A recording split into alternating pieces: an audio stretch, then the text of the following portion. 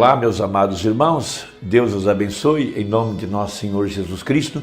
Estamos trabalhando pela fé preciosa, a fé que vence o mundo, a fé de Jesus, não a fé em Jesus. Não apenas olhar para a palavra e crer que ela está certa, mas conhecer a Jesus Cristo, o mesmo ontem, hoje e eternamente. Conhecê-lo hoje, na eficácia, na excelência do seu poder, manifestado através de sua palavra, que está se materializando a cada dia nas nossas vidas.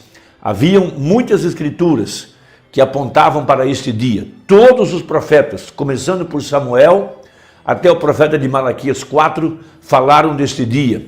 Veja, os profetas da antiguidade, os apóstolos, os sábios da antiguidade desejaram viver este dia, mas coube a nós, por eleição, por predestinação, terminar a obra do Evangelho. Veja, e para terminar a obra do Evangelho, devemos crer em cada profecia, em cada palavra que está escrita na Bíblia para este dia. Crer na mensagem do anjo de Malaquias 4, para terminar a missão que foi deixada para o corpo de nosso Senhor Jesus Cristo, que é a igreja. E esse corpo ele é composto de profetas, apóstolos, pastores, evangelistas e mestres, homens levantados por Deus para trazer o aperfeiçoamento sobre o corpo de Cristo. Não uma denominação ou um sistema, mas o corpo vivo de nosso Senhor Jesus Cristo. E todos nós temos uma parte importante nessa obra. Então, de fé em fé e de glória em glória, temos sido transformados na imagem perfeita da palavra. A palavra de Deus, ela é predestinada por Deus para cumprir o propósito para o qual Deus predestinou, para o qual Deus planejou. Cada escritura tem uma estação, cada escritura tem uma pessoa apontada, cada escritura tem o seu dia, tem a sua hora. E a Bíblia fala em Romanos capítulo 8 que a terra inteira está gemendo, aguardando a manifestação dos filhos de Deus. E a promessa para este dia é que a palavra seria escrita não nas tábuas de pedra, mas em nosso coração, pelo ensinador de justiça, que é o Espírito Santo. Quando a Bíblia disse que Deus escreveria em nossos corações a sua palavra, não significa que ele nos daria um conhecimento apenas da palavra. Isso significa que a palavra seria manifestada no seu corpo, que é a igreja. Paulo disse isso em 2 Coríntios capítulo 3, a partir do versículo 6. Aqui tem algo muito profundo para este dia e é revelador, e que Deus nos ajude a entender isso pelo Espírito Santo. Capítulo 3, verso 6. O qual nos fez também capazes de ser ministros do Novo Testamento, não da letra, mas do Espírito, porque a letra mata e o Espírito vivifica. Então não apenas algo que vem pelo conhecimento intelectual, mas pelo poder vivificador do Espírito Santo. Isso foi mesmo exemplificado quando Moisés, que recebeu de Deus a palavra escrita nas tábuas de pedra, veja, e Moisés era o único intérprete da palavra. A palavra estava velada nele, por isso aquele pilar de fogo, veja, brilhava através da pele humana de Moisés. Foi necessário que ele colocasse um véu, porque as pessoas não podiam olhar para Moisés. Elas ficavam confusas, elas viravam o rosto. Veja, enquanto a palavra não foi manifestada, não foi revelada, ela estava velada, veja, em Moisés, e ele era o único intérprete da palavra para o seu dia, para a sua era, porque para cada era uma profecia.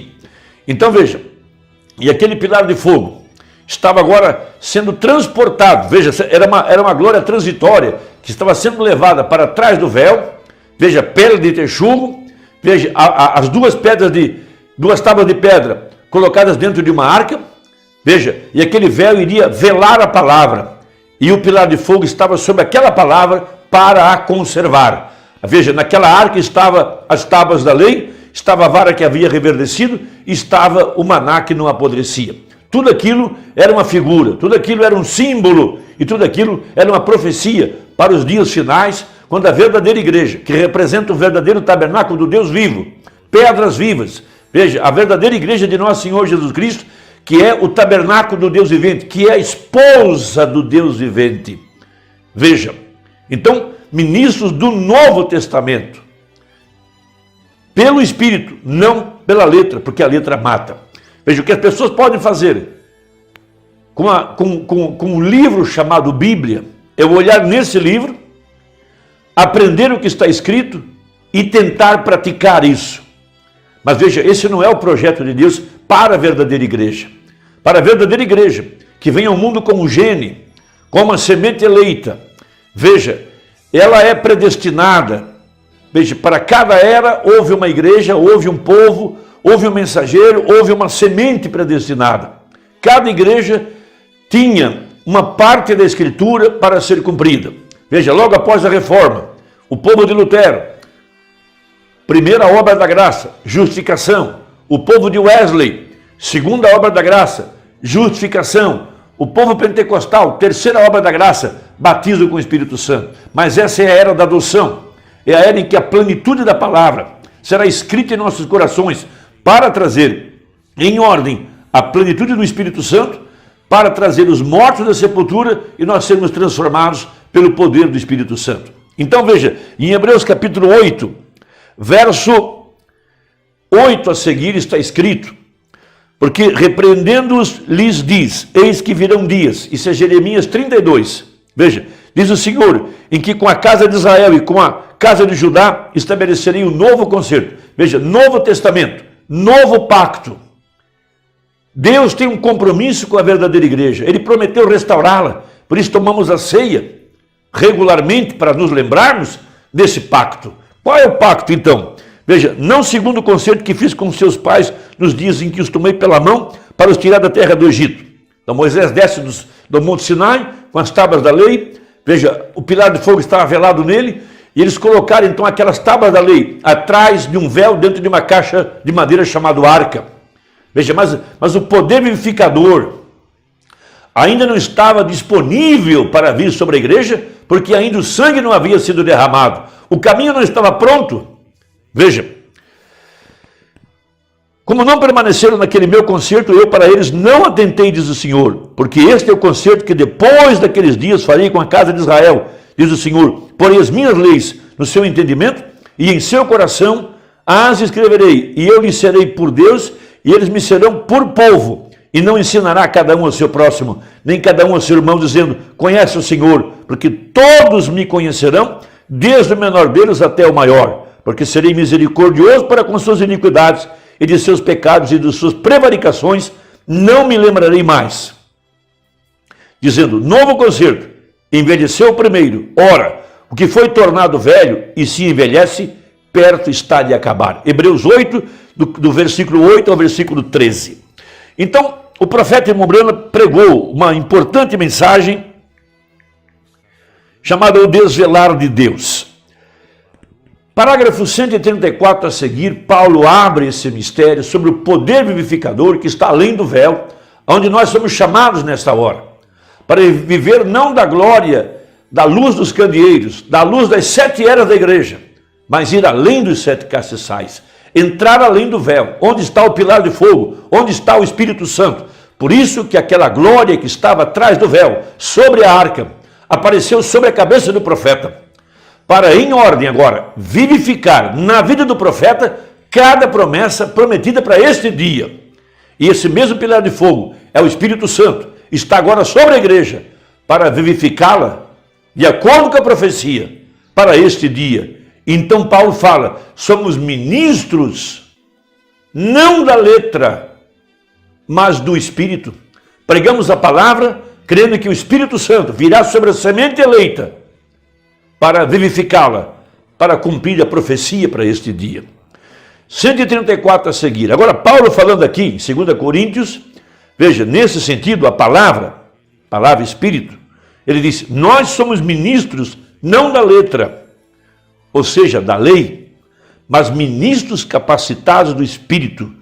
e o Espírito toma a letra e a manifesta. O irmão Branham não foi o anjo de Malaquias 4 porque ele quis. Ele não foi o anjo de Apocalipse 10:7 porque ele quis. Ele não foi o Eliezer que estava guiando Rebeca ao encontro de Isaac porque ele quis, só porque ele pensou que faria uma obra espiritual nesse tempo. Não, ele era o homem predestinado para que aquela promessa fosse manifestada na vida dele. Então o Espírito Santo, em ordem, o pilar de fogo, a glória da Shekinah, vem sobre ele para cumprir a profecia. Da mesma forma é a igreja eleita. Há um povo predestinado, há um povo eleito, que tem seu nome no livro da vida do Cordeiro. Veja, e o Espírito Santo vem sobre esta palavra, prometida para este dia, e vivifica o crente para a promessa desse dia. Então diz Paulo, referindo-se ao velho concerto. Veja, aquilo foi simplesmente lei. Veja, ler a Bíblia, guardar os mandamentos.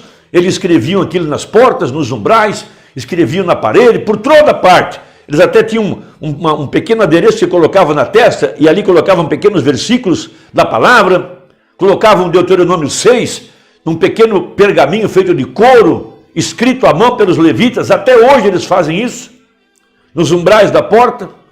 Veja, aquilo foi simplesmente lei. Você tinha que olhar naquilo e dizer: não adulterarás, não roubarás, não mentirás, não farás isso ou aquilo outro. Vem, você tinha que olhar naquilo, gravar e tentar praticar. Mas hoje estamos debaixo de uma grandiosa promessa para produzir a fé de arrebatamento. Mas esse é o Espírito que vem sobre a palavra prometida para esta era e traz e manifesta. Por isso, a fé verdadeira está totalmente descansada em cada promessa que Deus fez. Veja, não as duas tábuas de pedra, mas a presença do Deus vivo. Não algum pensamento místico que alguém inventou, ou algum truque Rondini, que era um mágico do tempo do profeta, que se amarrava em correntes, era colocado dentro de uma caixa, preso com um cadeado, e com algum truque ele saía lá de baixo e aparecia na superfície. Não é nenhum truque, não é psicologia, não é parapsicologia, mas a própria promessa de Deus revelada e manifestada bem diante de nós. O Filho do Homem, o sinal do Messias. Veja, ele se colocava de costas para a audiência inúmeras vezes para mostrar o mesmo sinal que veio a Abraão, o mesmo sinal que veio a Natanael, o mesmo sinal que veio a mulher do poço, o mesmo sinal que veio a Pedro e todos os demais profetas. Veja, que espécie de véu estará atrás daquilo? Vem, aquilo era tão grande que até mesmo as pessoas disseram, eles disseram quando viram Jeová descendo nessa coluna de fogo e começou a estremecer a terra e as coisas que ele fez e a montanha de fogo, e mesmo se alguém tentasse ir ali naquele monte, pereceria. Isso era tão grande que até mesmo Moisés temeu e estremeceu. Lá foi uma montanha que sacudiu. Aqui hoje será a terra inteira que sacudirá, céus e terra sacudirão. Ele disse, desta vez ele sacudirá os céus e a terra. E sobre esta glória, pergunta o profeta, se aquilo foi velado por um véu natural, e se agora é velado por um véu espiritual, então não tem que olhar para o natural, rompa no espírito e veja onde você está, veja em que horas estamos vivendo. Faz isso sentido para você? Vem, isso é um véu espiritual que está sobre as pessoas. Diz, eu sou metodista, eu sou tão bom quanto qualquer um, sou batista, sou pentecostal. Não vê você que aquela coisa é um véu tradicional? Está escondendo Deus de você. Estas são as coisas que te impedem de desfrutar. Veja, você diz, eu grito e eu pulo. Ele disse, cada palavra. Eva cria em cada palavra, exceto em uma. Vem, é a palavra completa de Deus, a promessa para esta hora manifestada. Então, meu irmão, que Deus nos ajude. Tenha confiança, tenha coragem. O irmão Branham é o irmão Branham, ele já está na sepultura. mas o que estava atrás do véu dele era o verbo, a palavra, e que agora está pregada, revelada, manifestada, e agora está se tornando a carne física de Jesus a palavra para esse dia, a noiva. Então esse pilar de fogo, o Espírito Santo, está vivificando nossas almas com essa verdade. Deus te abençoe. Se Deus quiser, até a próxima e vamos continuar conversando. Deus te guarde. Em nome de Jesus. Amém.